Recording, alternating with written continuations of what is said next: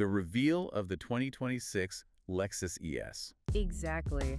What does that actually mean? Think of it as, well, taking that traditional ES elegance and making it more modern, almost cleaner, maybe minimalist. Okay. They've mentioned inspiration from their LFZC concept car, which was their preview of a next-gen BEV. I remember that one.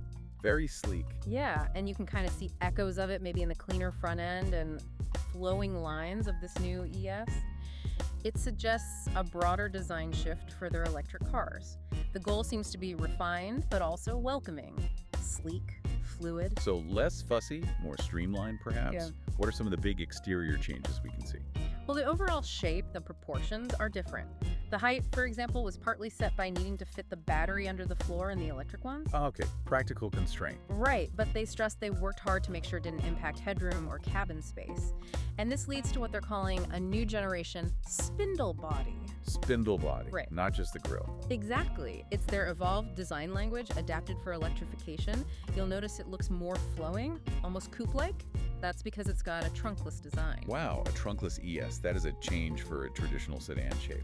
Big change. And the rear cabin tapers quite sharply. They've also pushed the wheels out to give it a wider, more grounded stance. Oh, okay. Tell me more about the spindle body then.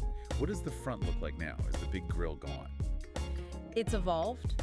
Again, drawing from that LFZC concept, the front has this kind of sharp spindle shape that flows right from the hood down to the bumper corners.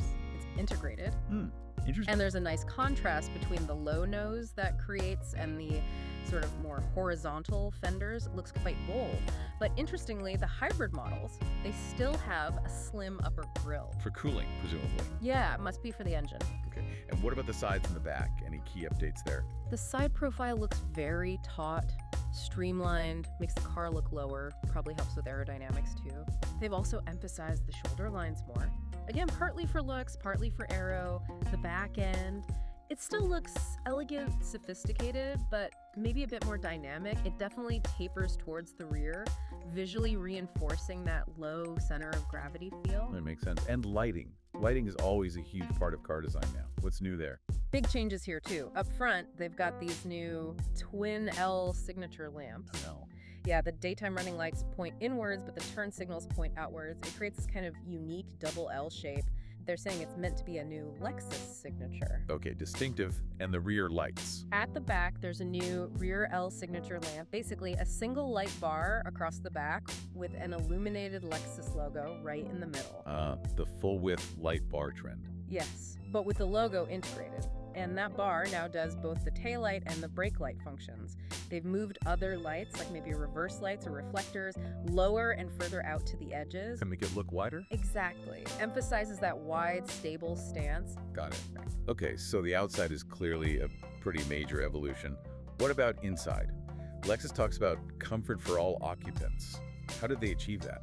Well, they started underneath, essentially re-engineering the platform. The car's longer overall by about 6.5 inches. Wow, that's quite a bit. And the wheelbase is up by 3 inches. So that translates directly into more cabin space, especially noticeable in the back, you'd imagine. Definitely. More legroom. And they've also raised the seating position slightly. They say it makes getting in and out easier, which is always good and gives you a better view of the road. Easier entry is always appreciated. Anything else to make it feel more spacious? Yeah, they tried to make the seats and the trim pieces slimmer. And they lowered the bottom edge of the side windows. More glass. Exactly. Lets more light in, makes it feel brighter, more open. Ties back to that clean tech X elegance idea for the interior. They describe it as having this airy upper section with great visibility and then a lower section that kind of cocoons you. Sounds nice. And I saw something about an executive package. That's new for North America, right? It is, yeah.